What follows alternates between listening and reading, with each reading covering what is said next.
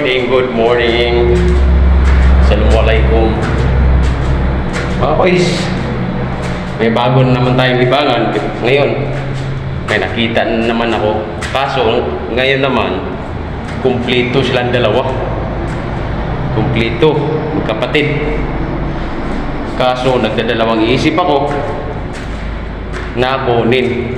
At baka kung anong mangyari nga, masaktan na naman tayo. Pero sa akin kasi stress reliever kasi yung pag-alaga ng mga pet. Pero nga lang, ang consequences ay baka mamatay tulad nung una. Pero ito mga boys, pakita ko sa inyo, napakagandang inakay, quality.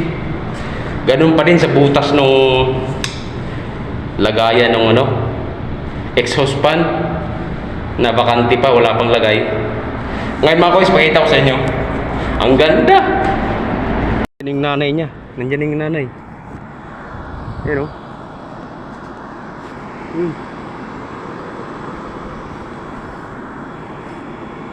Napansin niyo yan?